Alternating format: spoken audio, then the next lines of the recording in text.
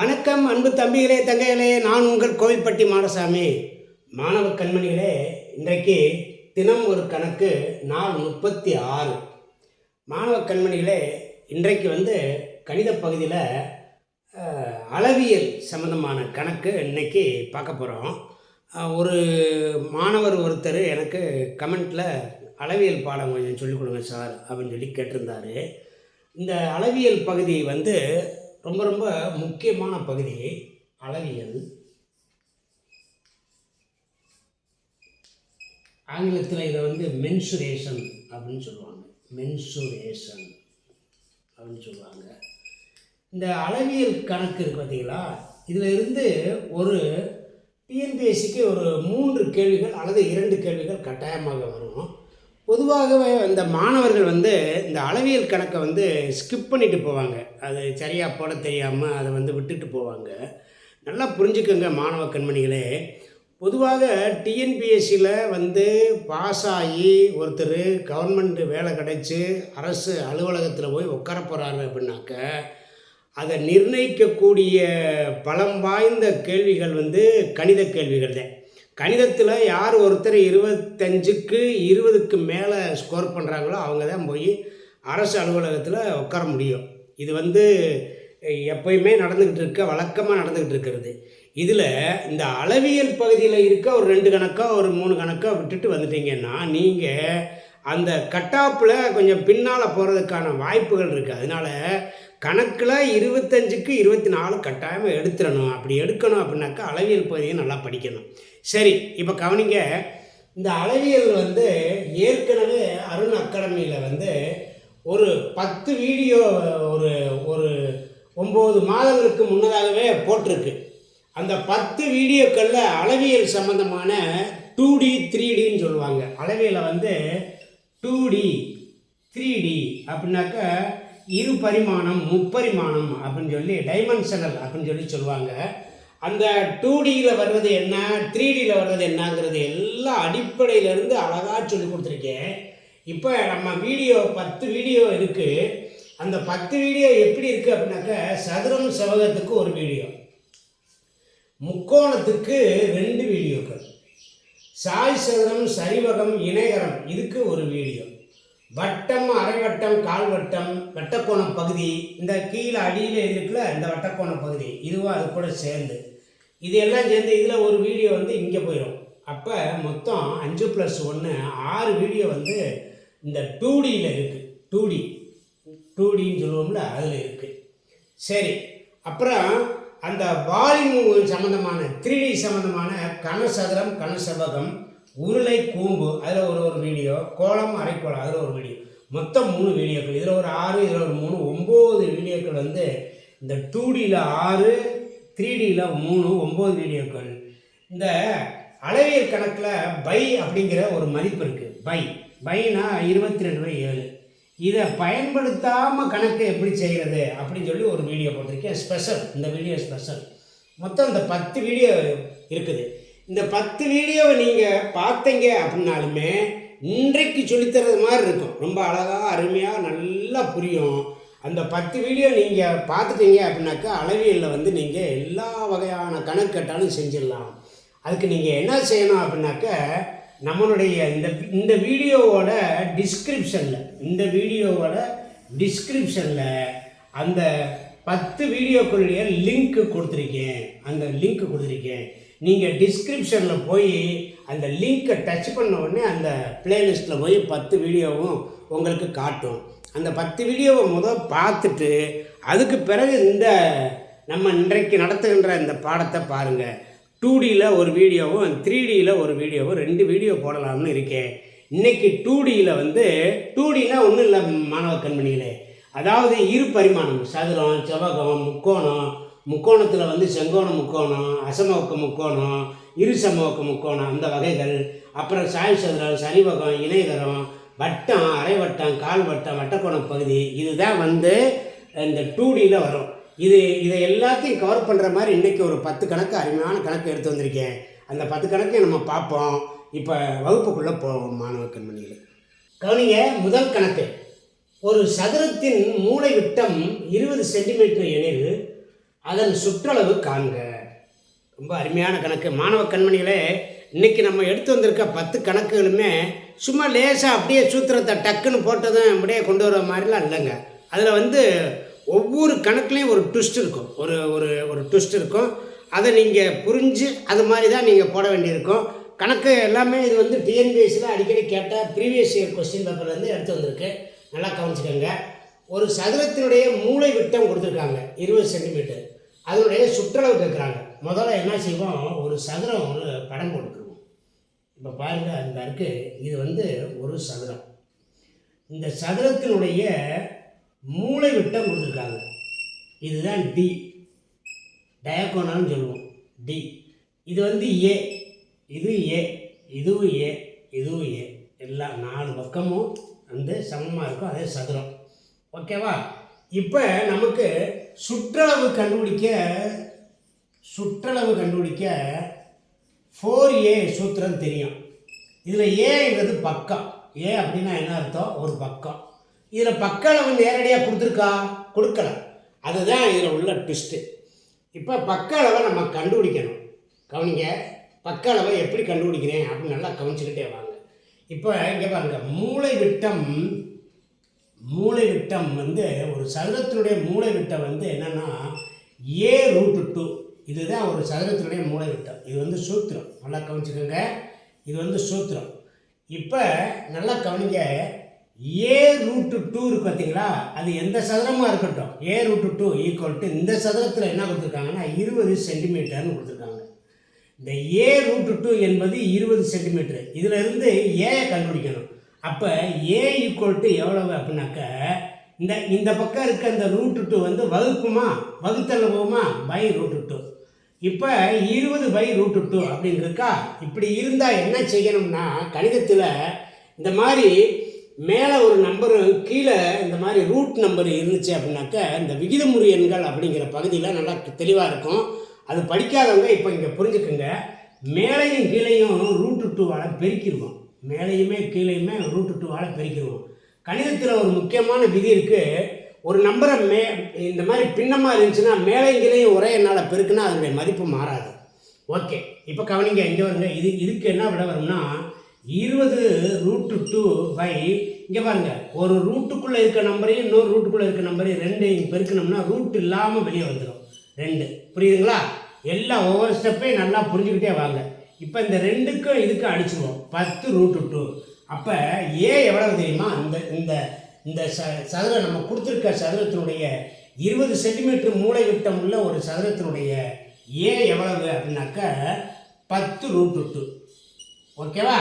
இப்போ சுற்றளவு இருந்தாரு பாருங்க. சுற்றளவு 4a. அப்போ ஏ ஈக்குவல் 10√2. அப்போ 4a எவ்வளவு? 4 × 10√2. அப்படின்னா இதை எப்படி பெருக்கணும்னா, அந்த முழு எண்ணை மட்டும் பெருக்கினா போதும். 40√2. இதான் விட. 40√2 எங்கே இருக்குது? B answer correct. பார்த்தீங்களா? இந்த மாதிரி கணக்கு இது டிஎன்பிஎஸ்சியில் அடிக்கடி கேட்ட கணக்கு. இந்த 20 சென்டிமீட்டர் மூளை விட்டம் கொடுத்து கேட்ட கணக்கு. இந்த கணக்கே ஒரு வேளை ரிப்பீட் ஆகலாம், அல்லது இந்த நம்பர் மட்டும் மாற்றி கொடுக்கலாம். இப்படி மூளை விட்டம் கொடுத்து சதுரத்தினுடைய சுற்றளவு கேட்டாங்க அப்படின்னாக்கா நீங்கள் இப்படித்தான் போடணும். நல்லா கவனிச்சுக்கங்க. அடிக்கடி ஓயாமல் இதை போட்டு பார்த்துக்கங்க மாணவ கண்மணிகளே. 2வது கணக்கு, ஒரு செவ்வகத்தின் மூளை விட்டம் 13 சென்டிமீட்டர், அதன் நீளம் 12 சென்டிமீட்டர் எனில் அதன் சுற்றளவை காண்க. ரொம்ப அருமையான கணக்கு.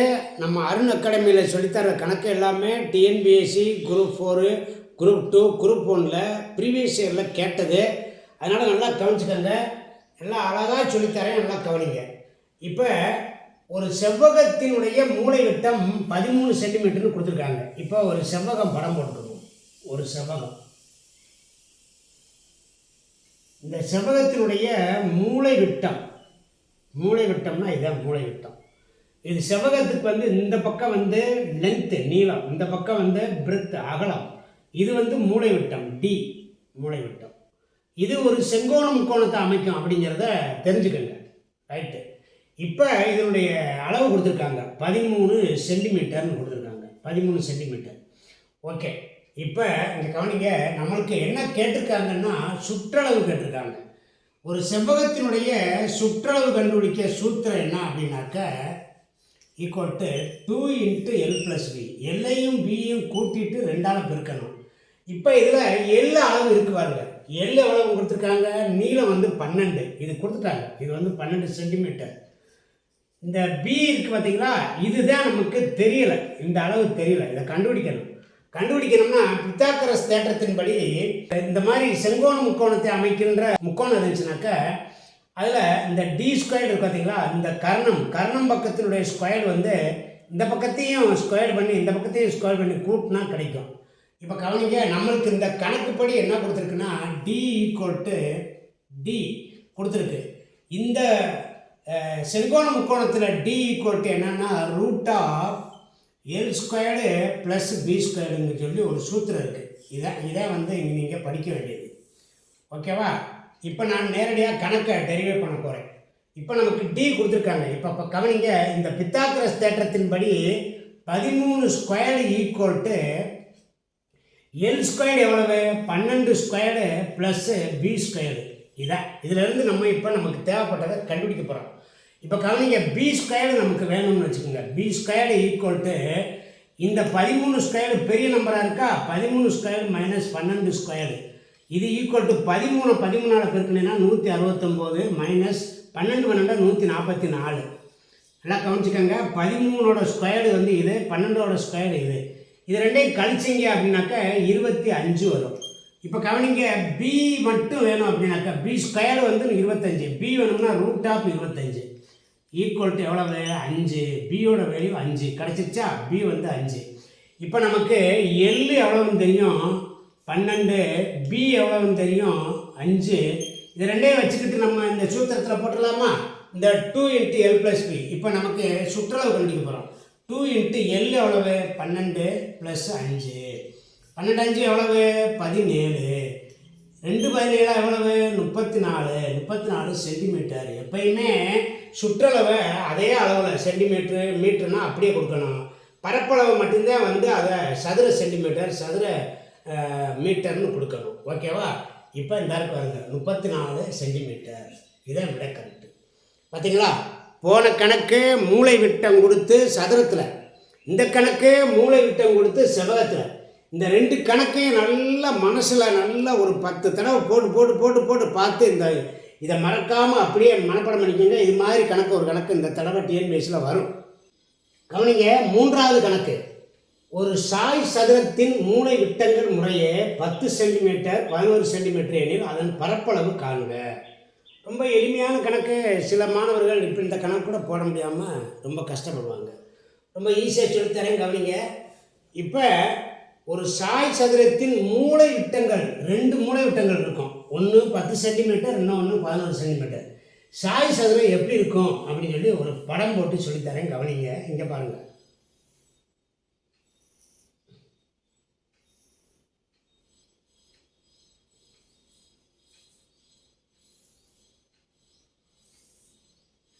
இதான் சாய் சதுரம். ஒரு சதுரத்தை இப்படி அடித்து அப்படியே கொஞ்சம் நெளிச்சு விட்டோம்னா அதுதான் சாய் சதுரம். இந்த சாய் சதுரத்துக்கு 2 மூளை விட்டம் இருக்கும். இது ஒரு மூளை விட்டம், இது ஒரு மூளை விட்டம். ரைட்டுங்களா? ஒரு மூளை விட்டத்துக்கு பேர் வந்து D1 அப்படின்னு வச்சுக்கிடுவோம். இன்னொரு மூளை விட்டத்துக்கு D2ன்னு வச்சுக்கிடுவோம். இந்த 2 அளவு இருந்தால் போதும், பரப்பளவு ஈஸியாக கண்டுபிடிச்சிடலாம். இது வந்து சாய் சதுரம். சாய் சதுரம்னா சதுரத்தை சாய்ச்சி வச்சுருப்பாங்க, சாய்ந்த மாதிரி இருக்கும். ஓகே, ஒரு சாய் சதுரத்தினுடைய பரப்பளவு கண்டுபிடிக்க சூத்திரம் என்ன அப்படின்னாக்க, பரப்பளவுக்கான சூத்திரம் ஈக்குவல் டு அரை இன்ட்டு D1 × D2. D1ஐயும் D2ஐயும் பெருக்கிட்டு 2ஆல் வகுத்துறணும். அவ்வளோதான். இதான் சாய் சதுரத்தினுடைய பரப்பளவு கண்டுபிடிக்க சூத்திரம். இந்த சூத்திரத்தை மனப்பாடம் பண்ணிக்கோங்க. சாய் சதுரம்னு கேட்டவொன்னே என்னமான்னு நினச்சிக்கிட்டு குழம்புறாதீங்க. ரொம்ப ஈஸி. இப்போ நம்ம கொடுத்துருக்கிறது மூளை விட்டங்கள் 2 மூளை விட்டம் 10 11. இந்த 10ங்கிறது D1, D1 10, D2 வந்து 11. அவ்வளோதான். அப்படியே போடுவாங்க இதில். அரை இன்ட்டு D1 எவ்வளவு? 10 × 11. ப்ராக்கெட் போட்டாலும் சரி, ப்ராக்கெட் எடுத்து விட்டாலும் சரி. இப்போ இப்படியே அடிச்சுக்கலாம். அடித்தோம்னா 5 வேணும்னா 55 சென்டிமீட்டர் ஸ்கொயர்டு. பரப்பளவுனா ஸ்கொயர்டில் கொடுக்கணும் விட. அப்போ எங்கே இருக்குது? முதல் விடையிலே இருக்குது. கரெக்டு. ரொம்ப ஈஸி கணக்கு. ஆனால் இதில் என்ன அப்படின்னாக்க அந்த D1ஐயும் D2வையும் பெருக்கணுமா இல்லை கூட்டணுமா அப்படின்னு சந்தேகப்படுவாங்க. பெருக்கணும், ரெண்டையும் என்ன செய்யணும், பெருக்கணும். D1ஐயும் D2வையும் பெருக்கிட்டு 2ஆல் வகுத்துடணும், அவ்வளோதான். ரொம்ப ஈஸி. கவனிங்க, 4வது கணக்கு. ஒரு இணைகரத்தின் அடிப்பக்கம் 9 சென்டிமீட்டர், அதன் குத்துயரம் 5 சென்டிமீட்டர் எனில் அதன் பரப்பளவு காண்க. எல்லா கணக்குகளுமே சூத்திரம் என்ன அப்படின்னு தெரிஞ்சாலுமே நீங்கள் செய்ய முடியாது மாணவ கண்மணிகளே. அதனால் சூத்திரத்தை நீங்கள் மனப்பாடம் பண்ணி ஆகணும். சரி, ஒரு இணைகரம், முதல் இணைகரம் படம் வரைவோம். இணைகரம்னா இப்படி இருக்கும், இந்த இருக்கு பாருங்க. இதான் இணைகரம். இணைகரம்னா ஒரு அடிப்பக்கம் இருக்கும், பேஸ் அடிப்பக்கம் அப்படின்னா 9 சென்டிமீட்டர்னு கொடுத்துருக்காங்க. அதை இந்த அடிப்பக்கம் தான் இது, இந்த பக்கமும் 9 சென்டிமீட்டர் தான் இருக்கும், 9 சென்டிமீட்டர் தான் இருக்கும். இதில் ஒரு குத்துயரம்னு கொடுத்துருக்காங்க பாருங்க. குத்துயரம்னா இந்த பாருங்க, இந்த மூளைக்கும் இதுக்கு நேராக இந்த பேஸ் இருக்காருங்க, அடிப்பக்கத்துக்கு வந்து கரெக்டாக டச் பண்ணுறாப்புல வரையக்கூடிய ஒரு கோடு, அதுதான் குத்துயரம். இது கட்சி, இதுக்கு பேர் குத்துயரம். ஓகேவா? இதில் 2 அளவு இருக்குது. பி 9 சென்டிமீட்டர் அப்படின்னு ஒரு அளவு இருக்குது. குத்துயரம் 5 சென்டிமீட்டர் அப்படின்னு 2 அளவுகள் இருக்குது. இந்த 2 அளவு போதும் பரப்பளவு கண்டுபிடிக்க. ஒரு இணைகரத்தினுடைய பரப்பளவு கண்டுபிடிக்கிறதுக்கு சூத்திரம் பி இன்ட்டு ஹெச், அதாவது BH. பி எவ்வளவு? 9. ஹெச் எவ்வளவு? 5. ரெண்டையும் பெருக்கி போட்டால் 45 சென்டிமீட்டர் ஸ்கொயர்டு. அதான் விட. ரொம்ப ஈஸி கணக்கு. இதில் உங்களுக்கு சூத்திரம் தெரியுதான்னு பார்ப்பாங்க, அவ்வளோதான். எப்பயுமே டிஎன்பிஎஸ்சி 4th குரூப்பில் இந்த இணைகரம், சாய் சதுரம், நாற்கரம், சரிவகம் இந்த கணக்கு கட்டாயமாக இருக்கும். நல்ல முறையாக நீங்கள் பார்த்துக்கங்க மாணவ கண்மணிகளே. முதல்ல வீடியோவில் ஆரம்பத்தில் சொன்ன மாதிரி ஒரு 10 வீடியோவை நீங்கள் இப்போ பார்க்க முடியாட்டாலும் டைம் கிடைக்கும் போது இப்போ ஒரு 2 நாளில் நீங்கள் பார்த்து முடிச்சுட்டு டிஎன்பிஎஸ்சி எக்ஸாம் எழுத போங்க மாணவ கண்மணிகளே. கட்டாயமாக வேலை உங்களுக்கு கிடைக்கும். கவனிங்க, 5வது கணக்கு. ஒரு நாற்கரத்தின் மூளை விட்டம் 20 சென்டிமீட்டர், எதிரெதிர் குத்து உயரங்கள் முறையே 7 சென்டிமீட்டர் 10 சென்டிமீட்டர் எனில் அதன் பரப்பளவு காண்க. இது நாற்கரம் தொடர்புடைய கணக்கு. எப்படி செய்கிறது அப்படின்னு சொல்லி பார்ப்போம் மாணவ கண்மணிகளே. இப்போ முதல்ல ஒரு நாற்கரம் படம் போட்டுக்குவோம். ஒரு நாற்கரம் படம் போட்டுக்குவோம். புரியுதுங்களா? இப்போ நாற்கரம் எப்படி இருக்கும்னாக்க,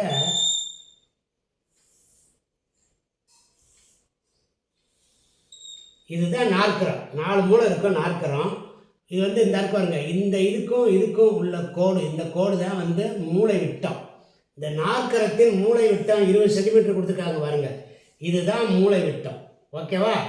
இந்த எதிரெதிர் செங்குத்து உயரங்கள்னு சொல்கிறாங்க பாருங்க, இந்த நடுவில் போகிற இந்த மூளை விட்டத்தை இந்த மூளைக்கும் இதுக்கும் வரையக்கூடிய இந்த உயரம், இதுதான் செங்குத்து உயரம். இந்த மூளைக்கும் இதுக்கும் வரையக்கூடிய உயரம், இதுதான் செங்குத்து உயரம். செங்குத்து உயரத்தை இதை H1 அப்படின்னு வச்சுக்கிடுவோம், இதை H2 அப்படின்னு வச்சுக்கிடுவோம். இப்போ நமக்கு என்ன கொடுத்துருக்கு இந்த நாற்கரத்தில்? டி மூளை விட்டம் 20 சென்டிமீட்டர் அப்படின்னு கொடுத்தாச்சு. அந்த செங்குத்து உயரங்கள்னு சொல்லி H1 ஈக்குவல் எவ்வளோ கொடுத்துருக்காங்க? 7 சென்டிமீட்டர். 7 சென்டிமீட்டர். அந்த H2 இருப்பாருங்க, அது 10 சென்டிமீட்டர். அவ்வளோதான். இந்த 3 அளவு கொடுத்துருக்காங்க. இதுலேருந்து நம்ம பரப்பளவு கண்டுபிடிச்சிடலாம். இப்போ கவனிங்க, பரப்பளவு ஈக்குவல் டு அரை into D into H1 plus H2. இதுதான் சூத்திரம். நல்லா கவனிச்சுக்கோங்க. இந்த சூத்திரத்தை நல்லா மனப்பாடம் பண்ணிக்கோங்க. பரப்பளவு ஈக்குவல் டு அரை into D into H1 plus H2. அது ரெண்டையும் ப்ராக்கெட்டில் கூட்டிக்கிறணும். இப்போ இதில் பிரதியிடுவோம். அரை இன்ட்டு டி எவ்வளவு? 20 இன்ட்டு H1 எவ்வளவு? 7 ப்ளஸ் 10. அப்போ 7 ப்ளஸ் 10. இதை அப்படியே இங்கே போடுறேன் பாருங்கள். 1/2 இன்ட்டு 20 இன்ட்டு 17. இப்போ இந்த 20ஐயும் இந்த ரெண்டையும் அடிக்கிறோம். 10 17 170. 170 சென்டிமீட்டர் ஸ்கொயர்டு. அதுதான் விடை. 170 சென்டிமீட்டர் ஸ்கொயர்டு பியில் இருக்குது. மாணவ கண்மணிகளே, இந்த அளவியல் கணக்கில் உங்களுக்கு தெரிய வேண்டியது என்னன்னாக்கா சூத்திரம் தெரிஞ்சிச்சுன்னா எல்லாத்தையுமே அழகாக பக்காவாக கொடுத்துருவாங்க. அதை அப்படியே பிரதிட்டு பெருக்கி வகுத்து விடைய போட போகிறீங்க. அவ்வளோதான். ரொம்ப ரொம்ப ஈஸி கணக்குங்க. நல்லா படிச்சுக்கோங்க மாணவ கண்மணிகளே. 6வது கணக்கு. ஒரு சரிவகத்தின் அடிப்பக்கம் மற்றும் எதிர்ப்பக்கம் முறையே 12 சென்டிமீட்டர் 8 சென்டிமீட்டர், அவற்றின் இடைத்தூரம் 6 சென்டிமீட்டர் எனில் அதன் பரப்பளவு காண்க. நல்ல அருமையான கணக்கு. எப்படி செய்யலாம் பார்ப்போம் மாணவ கண்மணிகளே. இப்போ சரிவகம் அப்படின்னா இந்த இருக்கு பாருங்க.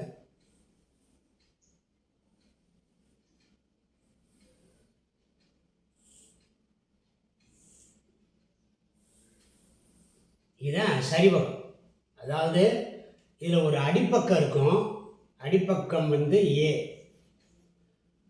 இந்த எதிர்ப்பக்கம் வந்து இந்த பக்கம் வந்து பி.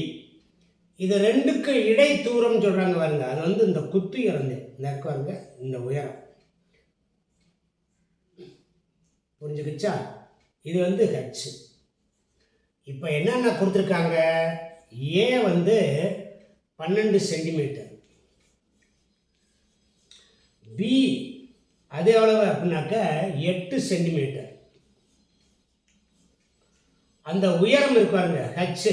இது வந்து இந்த இடமும் ஒரே அளவு தான் இருக்கும். அது வந்துட்டு எவ்வளவு அப்படின்னாக்கா 6 சென்டிமீட்டர். இதுதான் அவங்க கொடுத்துருக்காங்க. இதில் இருந்து நம்ம என்ன செய்யணும்? பரப்பளவு கண்டுபிடிக்கணும். பரப்பளவு கண்டுபிடிக்க சூத்திரம் பரப்பளவு ஈக்குவல் அரை இன்ட்டு ஹெச் இன்ட்டு ஏ ப்ளஸ் பி. ஏயும் பியும் கூட்டணும். கூட்டிட்டு இந்த ஹெச் இருக்கு பாருங்க, அதை கொண்டு பெருக்கணும். அதை 2ஆல் வகுக்கணும். அவ்வளோதான். இப்போ பிரதிடுவோம். இன்ட்டு ஹெச் எவ்வளவு? 6 இன்ட்டு 12 ப்ளஸ் 8. மறுபடியும் இன்னொரு எடுத்து எழுதுகிறேன். 6 இன்ட்டு 20. இந்த 20 இப்படி அடிச்சிங்கன்னா 10, 2 20, 6 60. 60 சென்டிமீட்டர் ஸ்கொயர்டு விடை. இவ்வளோதான். இதுதான் இந்த சரிவகத்தினுடைய பரப்பளவு 60 சென்டிமீட்டர் ஸ்கொயர்டு. ஏ விடை கரெக்டு. ரொம்ப அருமையாக இது வரைக்கும் வந்து நம்ம சதுரம், செவ்வகம், சாய் சதுரம், இணைகரம், அப்புறம் வந்து நாற்கரம், சரிவகம் எல்லாம் பார்த்துட்டோம் மாணவ கண்மணிகளே. ரொம்ப ஈஸியாக சொல்லி கொடுத்துருக்கேன். நல்லா திரும்ப போட்டு பார்த்து ப்ராக்டிஸ் பண்ணிக்கோங்க. கவனிங்க. 7வது கணக்கு. ஒரு முக்கோணத்தின் பக்க அளவுகள் முறையே 6 சென்டிமீட்டர் 8 சென்டிமீட்டர் 10 சென்டிமீட்டர் எனில் அதன் பரப்பளவு காண்க. இது வந்து முக்கோணம் சம்பந்தமான கணக்கு. இது நம்ம ஏற்கனவே வீடியோ ஒன்று ஆரம்பத்தில் சொன்னபடி முக்கோணம் சம்பந்தமாக ஏற்கனவே நம்மளுடைய பழைய வீடியோ 2 வீடியோ இருக்குது. அதை நல்லா பாருங்கள் மாணவ கண்மணிகளே. இப்போ நான் அதை பார்க்காட்டாலும் பரவாயில்ல, நான் வந்து எளிமையாக சொல்லித்தரேன். கவனிங்க. ஒரு முக்கோணத்தின் பக்க அளவுகள் 6 சென்டிமீட்டர் 8 சென்டிமீட்டர் 10 சென்டிமீட்டர் எனில் அந்த முக்கோணத்தினுடைய பரப்பளவு கண்டுபிடிக்க சொல்லியிருக்காங்க. முக்கோணம், இந்த கொடுக்கப்பட்ட முக்கோணம் வந்து செங்கோண முக்கோணமா அப்படின்னு சொல்லி முதல்ல அதை ஆராயணும். அது ஒரு வேலையை முடிச்சிட்டோம்னா நம்மளுக்கு என்ன சூத்திரம் பயன்படுத்தணும் அப்படின்னு சொல்லி நமக்கு ஈஸியாக கண்டுபிடிச்சிடலாம். இப்போ கவனிங்க. ஒரு படம் போடுறேன்.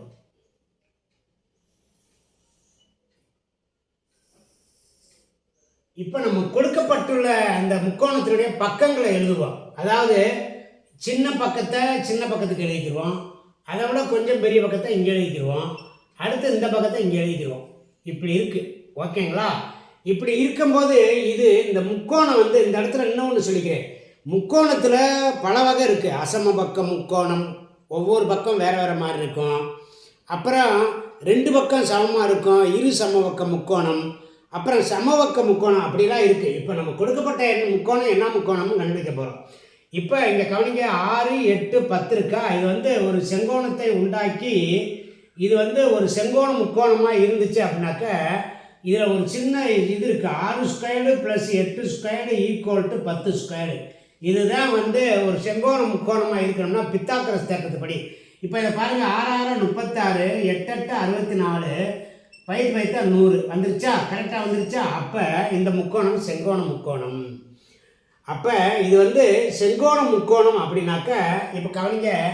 இந்த பக்கத்தை வந்து இந்த பக்கத்தை பின்னு வச்சுக்கிடுவோம், இந்த பக்கத்தை பி அப்படின்னு வச்சுக்கிடுவோம், இந்த பக்கத்தை ஹச்சுன்னு வச்சுக்கிடுவோம், அதாவது இந்த சைடில் இருக்கிறதுனால. ஓகேவா? இப்போ இங்கே பாருங்க, இமேஜினா ஒரு கோடு இங்கே இப்படி ஒரு செவ்வகத்தை வரைவோம், ஒரு இமேஜினேஷனாக ஒரு செவ்வகத்தை வரைவோம்.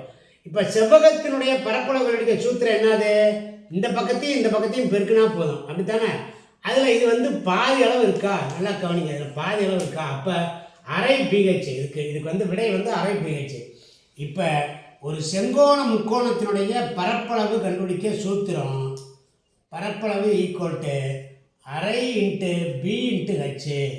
பின்றது ஒரு பக்கம், சின்ன பக்கம், இந்த பக்கம், இன்னொரு பக்கம் வந்து ஹெச். இந்த பக்கம் வந்து இது வந்து டயகோனல்னு சொல்லுவாங்க, டி. அது வேண்டாம் நமக்கு, அது மூளை விட்டால் வேண்டாம். ஓகேவா? இந்த இது வந்து நமக்கு தேவையில்லை இந்த அளவு. அப்போ இதுக்கு விடை வந்து 1/2 இன்ட்டு பி எவ்வளவு? 8 இன்ட்டு 6. 6 இன்ட்டு 8ன்னு வச்சாலும் சரி, 8 இன்ட்டு 6 வச்சாலும் சரி, எல்லாம் ஒன்று தான், பெருக்கத்தான் போகிறோம். இப்போ இதை அடித்தோம் அப்படின்னாக்க 2 6 24 24 சென்டிமீட்டர் ஸ்கொயரு. அதான் விடை. இந்த பாருங்க, பி விடை தான் சரி. ஒரு முக்கோணம் செங்கோண முக்கோணமா அப்படின்னு சொல்லி கண்டுபிடிக்கிறதுக்கு சில சின்ன ஒரு ஷார்ட்கட்டுகள் சொல்லித்தரேன், கவனிங்க. ஒரு முக்கோணத்தின் பக்கங்கள் 3, 4, 5. அப்புறம் இது ஒரு வகை. அடுத்து 5, 12, 13 இப்படி இருக்கலாம். 7, 24, 25 இப்படி இருக்கலாம். இப்படிலாம் இருந்துச்சுன்னா அது ஒரு செங்கோண முக்கோணத்தை உண்டாக்கக்கூடியது. இப்போ இந்த இடத்துல இன்னும் ஒரு முக்கியமான விஷயம் சொல்லித்தரேன், கவனிங்க. ஒரு முக்கோணம் உங்களுக்கு கொடுத்துருக்காங்க. இது வந்து இங்கே பாருங்கள், இந்த 3, 4, 5 இதனுடைய மடங்குகளாக இருந்துச்சுன்னு வைங்க. இப்போ 2ஆல் எல்லாத்தையுமே பெருக்குவோம். 6, 2ஆல் பெருக்குன்னா 8, 2ஆல் பெருக்குன்னா 10. இதுவும் செங்கோண முக்கோணம் தான். இப்போ இதை 3ஆல் பெருக்குவோம். 3 9, 3 12, 3 15. இதுவும் செங்கோண முக்கோணம் தான். அதாவது இது வந்து பேஸு, இதை வந்து முக்கியமாக வச்சுக்கோங்க. இதனுடைய மடங்குகளாக இருந்துச்சுன்னா அது செங்கோண முக்கோணம். அதே மாதிரி இதனுடைய மடங்குகளாக இருந்துச்சுன்னா அதுவும் செங்கோண முக்கோணம். இதனுடைய மடங்குகளாக இருந்துச்சுன்னா அதுவும் செங்கோண முக்கோணம் தான், மாணவ கண்மணிகளே. அதனால் இந்த கணக்கில் உங்களுக்கு எக்ஸ்ட்ரா ஒரு பாயிண்ட் சொல்லிக் கொடுக்குறேன். 3, 4, 5னுடைய மடங்குகள், 5, 12, 13னுடைய மடங்குகள், 7, 24, 25னோட மடங்குகள், இது எல்லாமே செங்கோண முக்கோணமாக வரும். அதனால் செங்கோண முக்கோணமாக வந்துச்சுன்னா நமக்கு இந்த கர்ணங்கிற அளவு தேவையில்லை பரப்பளவு கண்டுபிடிக்க. அப்போ பரப்பளவு வந்து அரை பிஹெச். பி என்பது இந்த 2 பக்கம் சின்ன பக்கங்கள் இருக்குல்ல, அதில் ஏதேனும் ஒன்று பி, ஹச்சுங்கிறது ஏதேனும் ஒன்று ஹச்சு. ஓகேங்களா? ரொம்ப ஈஸி கணக்கு, ஓயாமல் இதை வந்து போட்டு பார்க்குங்க. 8வது கணக்கு. ஒரு சமபக்க முக்கோணத்தின் பரப்பளவு 900√3 சென்டிமீட்டர் ஸ்கொயர்டு எனில் அதன் பக்க அளவை காண்க. பக்க அளவு கேட்டிருக்காங்க. சமபக்க முக்கோணம் கொடுத்துருக்காங்க, பக்க அளவு கேட்டிருக்காங்க. இப்போ கவனிங்க, சமபக்க முக்கோணம் எல்லா பக்கமுமே சமமாக இருக்கும்.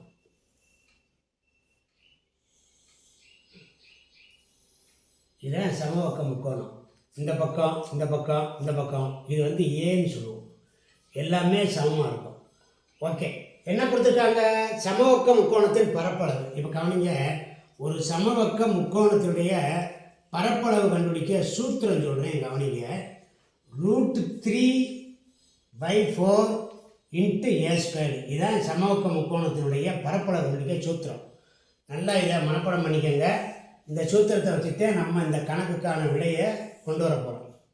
சரி, என்ன கொடுத்துருக்கு? √3/4 a² ஈக்குவல் டு 900√3 இதானே? இப்போ நம்ம பிரதியிட போகிறோம். நமக்கு தேவை வந்து பக்கம் ஏ. இதில் a² இருக்குது. இப்போ a² ஈக்குவல் டு 900√3 வகுத்தல் இங்கே இல்லை. இதை கொண்டு இந்த பக்கம் இருக்கிறத இங்கிட்டு கொண்டு வரும்போது வகுக்கணும். இந்த பக்கம் இருக்கிறத இங்கிட்டு கொண்டு வரும்போது வகுக்கணும். வகுக்கும்போது இந்த √3 கீழே வந்துடும், மேலே 4 போயிடும். தலைகளாக மாற்றி போட்டு பெருக்கிடுவோம். ஓகேங்களா? அதை வந்து வகுத்தலுடைய சுருக்கம். தலைகீழாக மாற்றி போட்டு பெருக்கணும். இப்போ இந்த √3 அடித்தாச்சு. 900 × 4, 900 × 4. இங்கே பாருங்களேன், a² ஈக்குவல் டு 900 × 4. அப்போ ஏ எவ்வளவு அப்படின்னாக்கா ஏ ஈக்குவல் டு √900 × 4. இந்த 4க்கும் ரூட் எடுக்கணும், 900க்கு ரூட் எடுக்கணும். அப்போ இப்படி எடுத்தோம்னா இந்த 900க்கு 30, இந்த 4க்கு 2, 30 × 2 = 60 சென்டிமீட்டர். அதான் விட. சரியா வச்சா? அவ்வளோதான். இதனுடைய விட வந்து 60 சென்டிமீட்டர். அளவியல் கணக்கில் பிரதியிடுறதுக்கு தெரிஞ்சுக்கிட்டீங்க அப்படின்னாக்க ரொம்ப ஈஸி. அதாவது இந்த இருக்காருங்க LHS left hand side right hand side இது ரெண்டையும் இந்த ஈக்குவல் டு இடையில இருக்கும். இதை இந்த பக்கம் இருக்கிறத அடித்து பெருக்கி கூட்டி கழித்து கொண்டு வந்து நீங்கள் விடையை கொண்டு வரணும். அவ்வளோதான். கவனிங்க, 9வது கணக்கு. 28 சென்டிமீட்டர் ஆரமுடைய ஒரு அரைவட்டத்தின் சுற்றளவு காண்க. ரொம்ப அருமையான கணக்கு மாணவ கண்மணிகளே. டிஎன்பிஎஸ்சியில் ப்ரீவியஸ் இயர் கொஸ்டின் பேப்பரில் அடிக்கடி கேட்டது. ரொம்ப முக்கியம் இந்த கணக்கு எதிர்பார்க்கலாம்.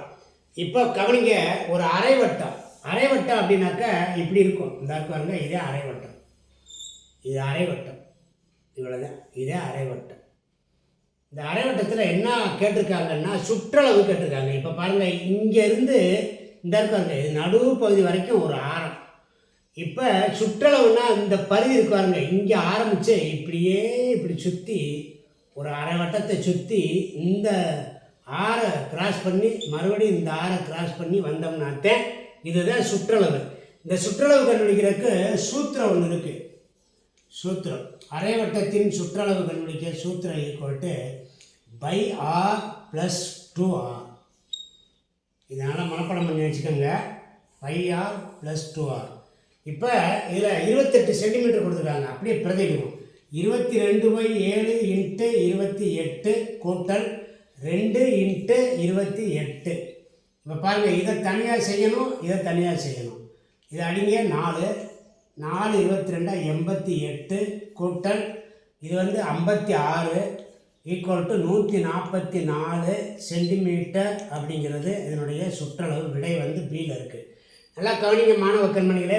பொதுவாக இந்த பாருங்க, இதை அப்படியே கொஞ்சம் இப்படி எக்ஸ்டெண்ட் பண்ணீங்க அப்படின்னாக்கா இது முழு வட்டம் ஆயிருமா. முழு வட்டத்தினுடைய சுற்றளவு கண்டுபிடிக்க சூத்திரம் 2/6. அப்போ அரை வட்டத்துக்கு அப்படின்னா இது 2ஆல் வகுக்கணும். இதை 2ஆல் வகுத்தோம்னா எவ்வளவு? /6. இது ஒன்று. /6 என்பது இங்கேருந்து இந்த பாருங்க, இங்கேருந்து இந்த பகுதி இது /6. புரியுதுங்களா? இது 2ஆக பிரித்தா இந்த பகுதி மட்டும்தான் /6. அப்போ இங்கேருந்து இங்கே வரைக்கும் போகணும், இங்கேருந்து இங்கே வரைக்கும் போகணும். அது ஒரு சுற்றளவு, அதுவும் சுற்றளவு. அப்போ இது கூட என்னாச்சுன்னா 2 ஆரை கூட்டிக்கிறணும். 2r கூட்டணும். இதுதான் நம்ம இங்கே செஞ்சுருக்கிறது.